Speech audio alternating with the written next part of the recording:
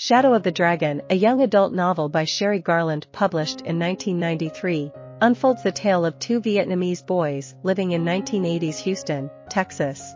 The story revolves around Danny Vo, the Americanized son of Vietnamese immigrants, and his cousin Sang Lu, a recent refugee who moves in with the Vo family but struggles to adapt to his new country.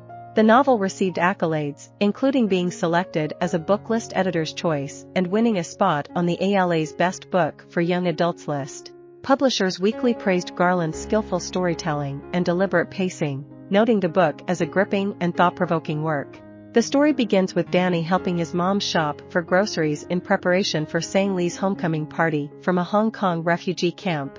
Outside the store, Danny intervenes to rescue two Vietnamese girls cornered by a group of Asian boys, marking his first encounter with the Cobra Gang. After picking up Sang Lu from the airport, the homecoming party commences. Danny meets the two girls, Hong and Q, and Sang Lu also gets introduced to them.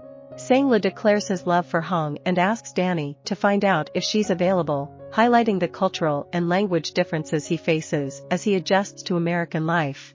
As Sang Lu struggles to adapt to school and the English language, Danny grows closer to his crush, American girl Tiffany Marie Schultz, even though her brother is a member of a skinhead group. During Tet, the Vietnamese New Year, Sang Lu gifts the family a piggy bank, symbolizing his intention to contribute financially to the family as a token of gratitude. He confides in Danny about his challenges in adapting to American life and even contemplates dropping out of school. During the New Year's parade, the family encounters Nguyen Van Tho, the leader of the Cobra Gang, and Danny is horrified to learn that Sang Lu has befriended him. Despite Danny's attempts to dissuade Sang Lu from hanging out with Tho and the Cobra Gang, his cousin stubbornly refuses. Sang Lu even misses school to work for the gang. Danny gets a job at the fish market and goes on a double date with Tiffany, Sang Lu, and the two Vietnamese sisters.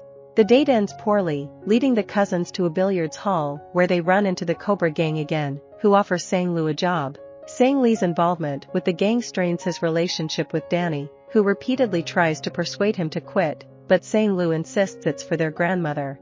Only after Sang Lu comes home late one night and is caught by Ba, their grandmother, does he promise to quit. Meanwhile, Danny's dates with Tiffany are going well until she is assaulted by her brother Frank and his friends. Despite Sang Lee's offer to have his Cobra friends retaliate, Danny declines. However, tragedy strikes when Sang Lu is found severely beaten outside their home. Danny calls 911, but Sang Lu is pronounced dead. Grief-stricken and determined to find the truth, Danny contacts Tiffany, who was the last person to see Sang Lu alive.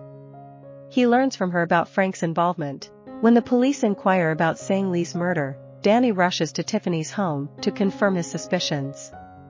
Despite her defense of her brother, Danny returns to the police to share what he knows. In the epilogue, the Vo family is packing up to move to a new house. Tiffany visits to apologize, but Danny realizes that they cannot reconcile their differences.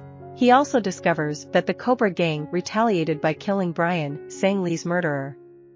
The story concludes as Danny tells the legend of dragons to his younger siblings during their journey to their new home. Throughout the book, Danny grapples with his identity and feeling caught between two cultures, contemplating whether to embrace or reject his Vietnamese heritage. Each family member in the story represents various approaches to assimilation into a dominant culture, with Sang Lu being the most vocal in discussing different ways of life, freedom, and choices. I hope you enjoyed this video. Leave a like if you did and be sure to subscribe. Thank you.